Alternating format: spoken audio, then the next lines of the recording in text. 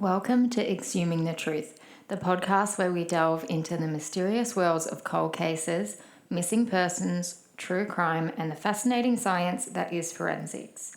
I'm forensic scientist and criminologist Asher Walther, and I am so thrilled to have you with me on this journey as we dance in the shadows of the world of crime, shining a light on scientific discovery while becoming another voice for those who need it most.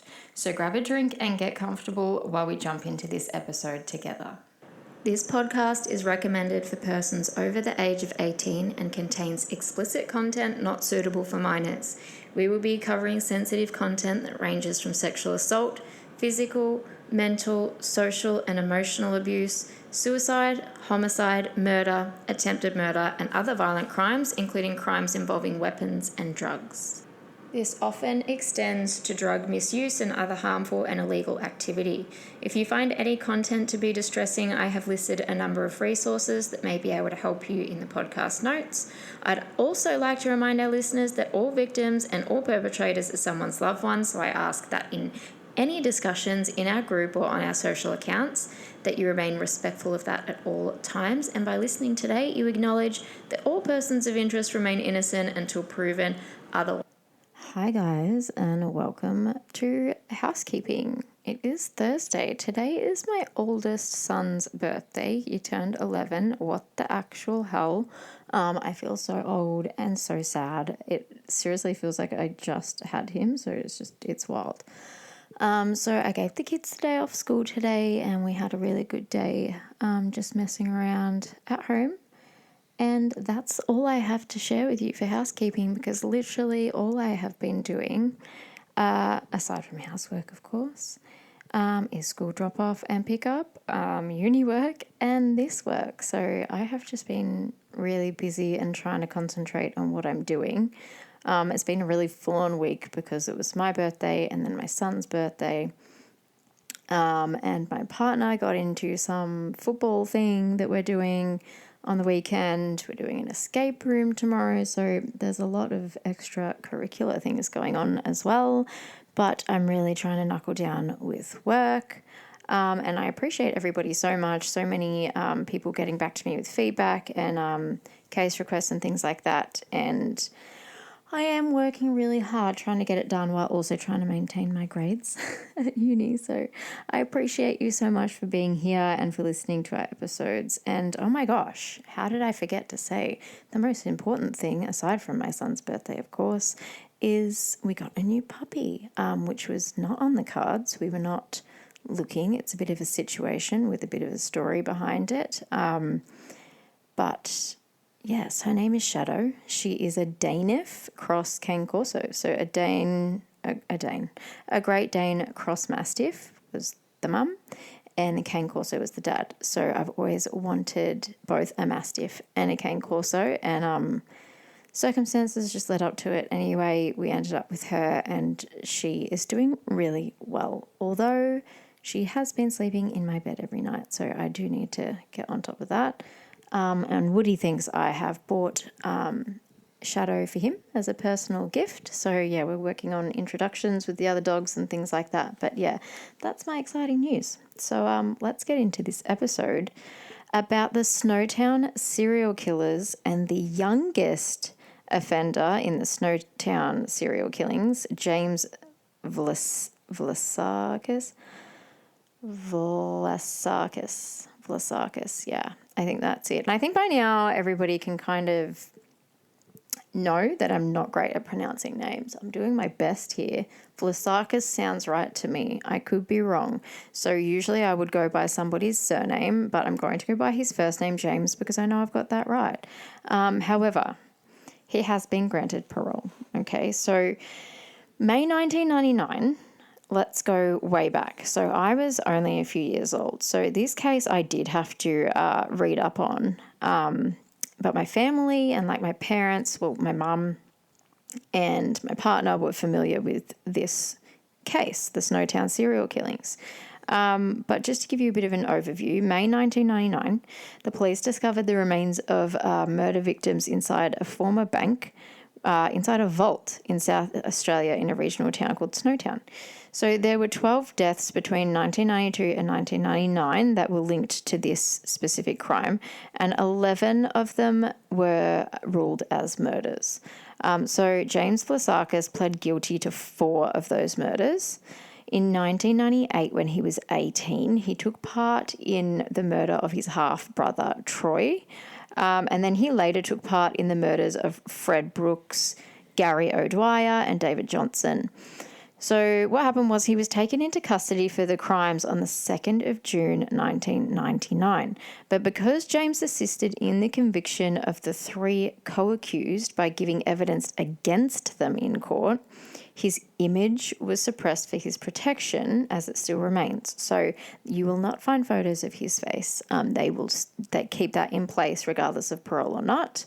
But how did he get involved in these serial killings? Like, what was the motive here? So a co-accused, John Bunting, actually lived with James and his mother in the northern suburbs of Adelaide. And James claims that he was drawn into Bunting's behaviour, like basically saying it was kind of against his will and he feared him. So it's believed that Bunting had taken the place of, like, quote unquote, the man of the house when James was like a vulnerable young teen. He was 14 years old. The majority of the victims in these serial killings were either family or friends of the 4 men that were accused. There is a movie actually on the Snowtown murders, and this was said to be told from James's perspective. But when we're talking about James, who is he? His birthday is Christmas Eve, 1979. His mother's name's Elizabeth Harvey. He had a half-brother, Troy Yude, and his stepfather was John Justin Bunting, aka the ringleader of these serial killings. So then there was David Johnson, which is James's stepbrother, and he was lured into Snowtown by James himself on the 9th of May in 1999. He actually believed he was going to be purchasing a cheap computer, but when he entered the building, he was strangled with a belt by Bunting. He was then cut up and put in barrels. James actually later confessed to police in what was at the time a confidential interview, which has obviously come out as evidence, that Bunting and Wagner, so Wagner is another co-accused, they took a piece of flesh from Johnson's right thigh, heated it in a frying pan, and cooked the flesh and ate it. Yude was actually 21 and asleep at home, and James, Bunting and Wagner hit him with planks and jack handles, then dragged him into the bathroom, handcuffed and gagged him, and squeezed his toes with pliers. Wagner then was said to stand on his chest to make sure that he was actually dead after they had strangled him. And before killing him, they had forced him to apologise for the sexual assault of James when James was 13 years old. Now, James was the youngest of the 4 perpetrators in these serial killings, and he was sentenced to life imprisonment in 2002 with a non-parole period of 26 years, which was actually backdated to begin when he was originally taken into custody over these killings. On Tuesday this week, he was approved for parole. The chair of the parole board had actually said that James would not be able to change his name when he's released unless he got permission from the chief executive of the Department of Correctional Services. So at the moment, he's currently in his mid-40s. So just to state the others who were involved in these serial killings, we've got John Bunting, like I said, he claimed to be like the new man of the house in James's house. We've got Robert Wagner, and then we have Mark Hayden. And Mark was an accomplice who was charged and convicted of 7 counts of assisting an offender, and that was for storing bodies at his home north of Adelaide and for helping move these bodies. He was actually released into the community last year after serving a 25-year sentence, which absolutely blows my mind. But anyway, Bunting and Wagner are serving life sentences without the possibility of parole. And James was the only one accused who was given a non-parole period because he cooperated and gave evidence in court against all the other co-accused. So when he was sentenced by Justin Kevin Duggan, Duggan said in 2002 during the hearing that had it not been for your plea of guilty, your extensive cooperation with the police and your undertaking to give evidence for the prosecution in the forthcoming trial, I would have imposed a non-parole period of 42 years. I am satisfied, however, that you have given extensive assistance to the police in this matter, and I take into account your understanding to give evidence. Your confinement is likely to be much more restrictive, than would otherwise be the case. So what he's saying there is basically you've helped out, so you're going to get a non-parole period instead of like no parole. It's just like, we'll give you this sentence, you're not eligible for parole until so-and-so, and then you actually will be eligible for parole. But once you are incarcerated, it's going to be a more restrictive sentence. You're probably going to be in confinement a lot of the time for your own protection, given the nature of the crimes and how you've spoken out and assisted police. So in this assessment on whether he would be accepted for parole, they said that he does not present as a risk to the community and that his institutional behaviour has been, and I quote, excellent. This is a comment that is obviously going to divide a lot of people, and I want to know your thoughts on this. If it's true that he was under Bunting's direction, as he said, should he be able to reintegrate into society? Or is he still a risk? At the end of the day, he still committed murder. He's therefore capable of murder. And I don't know, like, do we want to be sitting next to people like that in our local cafe? Is there a place in the community for these people? And did they really have excellent behaviour, or was it just an obvious tactical avenue for them to do all that they can to get out of incarceration? And does that even matter? A large majority of offenders aren't just constantly offending, and that's what you have to remember. They can also hold jobs or study or commit to typical human occasions, such as participating in things that are going to be of benefit to them. So in saying that, it's very possible that offenders are doing that inside, knowing that if they do X, Y, Z, they'll be eligible for parole and they'll get the desirable outcome. Like, it's just totally not rocket science here. But who's in control here? So there's the South Australian Police Commissioner, the Commissioner for Victims' Rights, and the Attorney General. Okay, so they all hold power to challenge the parole decision. So far, the Police Commissioner of South Australia is the only one of the three who has actually made a comment on this judgment. He basically said that he hasn't seen the basis for the parole board's decision in this case and that he will look at it. Then there is the former South Australian Director of Public Prosecutions, who's actually turned political candidate. That is Stephen Polaris or far out, man. Like, I just suck at this. I'm so sorry. Stephen or Stefan, one of the two. He's not in agreement with this decision at all. And I'll read you his comments. He said, I am astonished that they would even consider parole. This man was convicted in relation to 4 murders. The reliance on the fact that the prisoner has behaved himself is absolute nonsense. That is what they're meant to do in jail. And I agree with him here. I'm sorry to say it, but I do. They are supposed to behave in jail. Like, are you kidding me? It is called corrections for a reason. Does the system need an overhaul, and do we need to offer more to rehabilitate our prisoners? Absolutely. Absolutely. And I'm huge on that, and I think we don't do enough, and what we do is just not good enough and not working.